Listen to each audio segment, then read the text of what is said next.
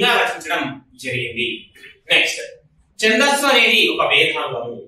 ఛందస్సు అనేది ఒక వేదాంగం.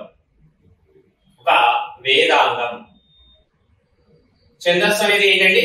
వేదాంగం. వేదాంగాలు ఎన్నిసార్లు అంటే మొత్తం వేదాంగాలు 6. ఛందస్సు అనేది ఒక వేదాంగంగా చెప్తాము.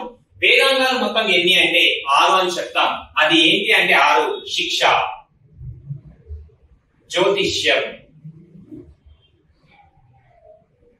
కల్పం,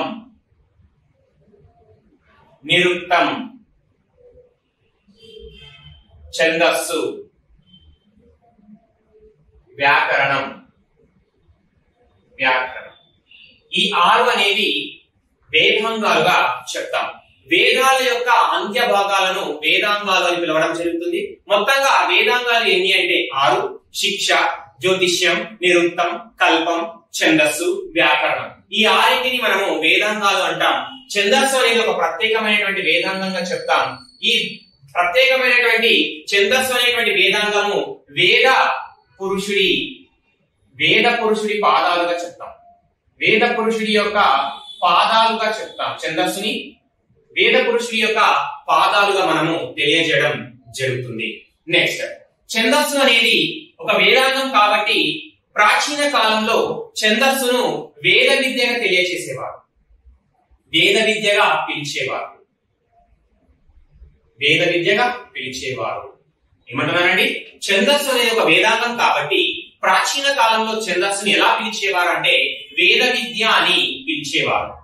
అదే ప్రస్తుతం ఛందస్సు కలిగిన పేరేంటంటే వేద విద్యను ప్రస్తుతం ఎలా పిలుస్తున్నారు అంటే పద్య విద్య లేదా పద్య రచన విద్యగా పిలుస్తున్నారు. పద్య విద్య లేదా పద్య రచన విద్యగా పిలవడం జరుగుతుంది. ప్రాచీన కాలంలో ఛందస్సు యొక్క ప్రాచీన నామం ఏంటంటే వేద విద్య.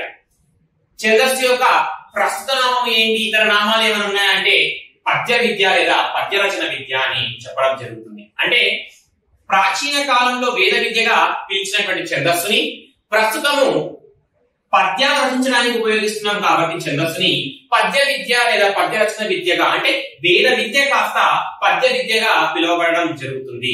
వేద విద్య కాస్త పద్య రచన విద్యగా పిలవడం జరుగుతుంది. కాబట్టి ఛందస్సుకు ప్రాచీన నామం ఇంకో ప్రాచీన నామం ఏది అంటే వేద విద్య.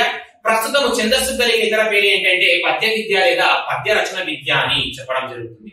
నెక్స్ట్, ఛందస్సుకు పద్య విద్యనే కాకుండా ఇంకేమైనా పేర్లు ఉన్నాయా అంటే దీన్నే సంవరణం అని కూడా పిలుస్తాం.